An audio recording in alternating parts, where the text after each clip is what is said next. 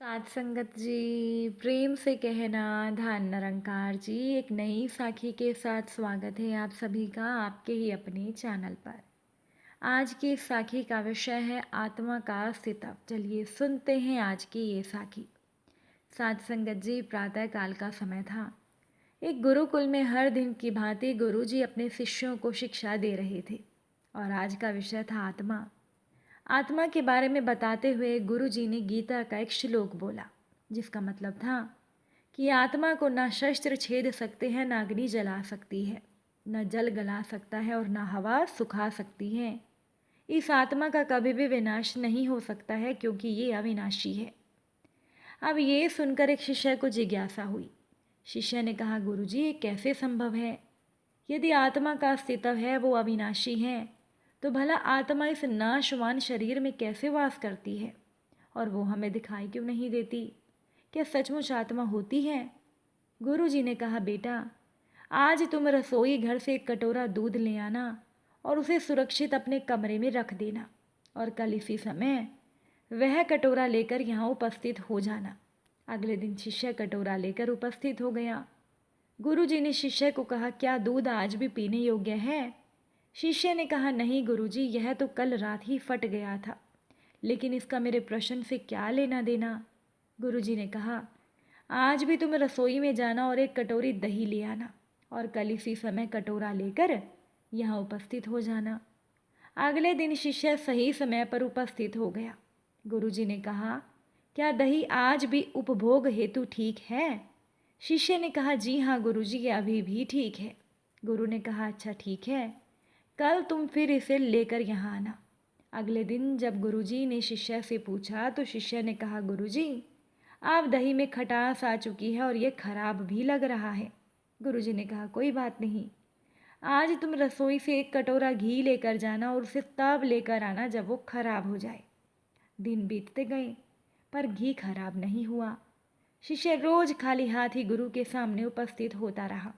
फिर एक दिन शिष्य से रहा नहीं गया, उसने पूछ ही लिया, गुरुजी मैंने बहुत दिनों पहले आपसे एक प्रश्न किया था कि यदि आत्मा का अस्तित्व है, वो अविनाशी है, तो भला आत्मा इस नाशवान शरीर में कैसे वास करती है और ये हमें दिखाई क्यों नहीं देती?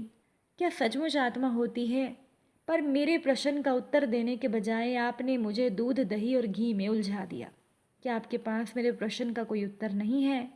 गुरुजी ने कहा, वत्स मैं ये सब तुम्हारे प्रश्न का उत्तर देने के लिए ही तो कर रहा था।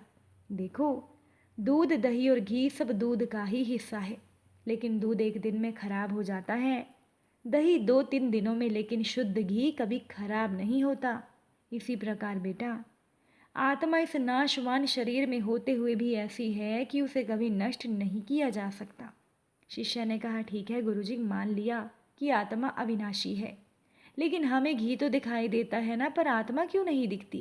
गुरुजी ने कहा, घी आपने आप तो नहीं दिखता ना, पहले दूध में जामन डालकर दही में बदलना पड़ता है, फिर दही को मथकर उसे मक्खन में बदला जाता है, फिर कहीं जाकर जब मक्खन को सही तापमान पर घंटों पिघलाया जाता है, तब जाकर घी बनता है।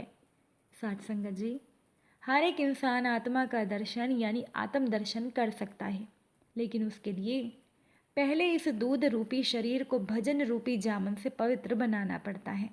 उसके बाद कर्म की मथनी से इस शरीर को दीन दुखियों की सेवा में मथना होता है और फिर सालों तक साधना और तपस्या की आंच पर इसे तपाना होता है। तब जाकर कहीं आत्म दर्शन संभव हो पाता है। और साथ संगत जी, इस दुनिया में आत्मा का कल्याण भी बहुत ज़रूरी होता है।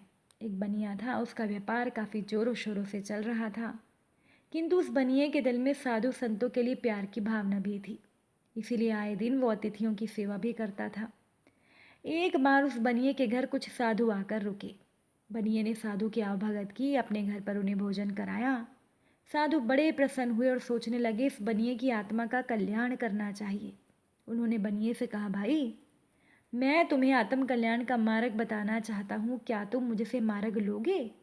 बनिए ने कहा, महाराज जी अभी तो मैं बहुत व्यस्त हूँ, आप कुछ दिनों के बाद मार्ग बताना ताकि मैं आत्म चिंतन में समय दे सकूँ। अब साधु जी को जवाब मिल गया, वो चले गए। 2-3 सालों के बाद वही साधु फिर उस बनिए के घर पहुँचे। उस समय बनिया तो था नहीं। उसके बच्चों ने साधु की आंख भगत की और बताया कि उनका पिता यानी वो बनिया, उसकी तो मृत्यु हो गई है। साधु ने ध्यान लगाया तो देखा कि वो बनिया तो अपने ही घर में बैल की योनि में आया है। साधु ने उसके बच्चों से पूछा, क्या तुम्हारे घर में कोई नया बैल आया है? बच्चों ने बड़ी खुशी से कहा हाँ, और वो बैल उन्होंने साधु को दिखा दिया। साधु ने बैल के कान में कहा, देखो भाई, तुम काम में फंसे रहे आत्म कल्याण का मार्ग तुमने नहीं लिया और अब तुम्हारी योनि भी बदल गई। क्या अब तुम आत्म कल्याण करना चाहते हो? बैल बोला, महाराज अभी तो मैं खेत जोतने में व्यस्त हूँ, गाड़ी हाँकता हूँ, इसीलिए आप कुछ दिन बाद आना। अब उस बनिए का ये जवाब सुनकर साधु जी फिर लौट गए। कुछ दिनों के बाद साधु फिर आए और उन्होंने बनिए के बच्चों से पूछा, तुम्हारा वो बैल कहाँ गया? बच्चों ने कहा, वो बैल तो मर गया। साधु ने पुनः ध्यान लगाया तो मालूम पड़ा कि वो बैल अपने ही दरवाजे का कुत्ता बनकर आया है। अब साधु ने बच्चों से कहा, तुम्हारे यहाँ क्या कोई काला कुत्ता है? बच्चों ने कहा, हाँ महाराज, बहुत ही अच्छा कुत्ता है तो छोटा परंतु अभी से भौंकता बहुत है। उन्होंने कुत्ते को साधु जी को दिखलाया। साधु कुत्ते के पास जाकर बोले, भाई अब तो अपनी आत्मा का कल्याण कर लो। कुत्ता बोला, महाराज अभी तो मैं घर की रखवाली करता हूँ, छोटे छोटे बच्चे बाहर जो गंदगी करते हैं उन्हें भी साफ करता हूँ, इसीलिए आप कुछ दिन बाद आना, मैं अवश्य आत्म कल्याण कराऊंगा। साधु फिर लौट गए। साधु सोचता रहा कि मैंने बनिए का नमक खाया है, जब तक मैं उसकी आत्मा का कल्याण नहीं करूंगा तब तक साधु कर्म को पूरा नहीं कर पाऊंगा। साधु जल्दी से जल्दी बनिए की आत्मा का कल्याण चाहते थे। कुछ दिनों के बाद साधु फिर उसी बनिए के घर पहुंचे तो उन्होंने बच्चों को पूछा, वो काला कुत्ता कहाँ गया? बच्चे ने कहा, वो तो मर गया। साधु ने पुनः ध्यान करके देखा तो उन्हें मालूम पड़ा कि वो बनिया सांप बनकर अपने धन की रक्षा कर रहा है। साधु ने बोला, क्या तुम्हारे पिता ने तुम लोगों के नाम कुछ धन संपत्ति रखी है? बच्चे बोले, रखी तो है महाराज, किंतु जब भी हम उसे लेने जाते हैं वहाँ एक सांप आकर बैठ जाता है और वो फुफकार मारता है। साधु ने कहा, तुम मेरी बात मान लो, तुम डंडे लेकर चलो, मैं तहखाना खोलूंगा, वो सांप फुफकार मारेगा, तुम लोग उसे डंडे से मारना, किंतु ध्यान रखना उस सांप के सर पर चोट ना लगे, नहीं तो वो मर जाएगा। ध्यान रखना कि वो मरे नहीं, केवल घायल ही हो। बनिए के बच्चों ने वैसा ही कर दिया। जब सांप घायल हो गया तो महात्मा जी ने उसके कान में कहा, अब तुम क्या चाहते हो भाई, बोलो, जिसकी तुमने रखवाली की वही तुम्हें डंडों से मारकर घायल बना रहे हैं। सांप दर्द और जख्म से बेचैन था। उसने साधु को कहा, महाराज अब असहनीय दर्द हो रहा है, मेरा आत्म कल्याण करो।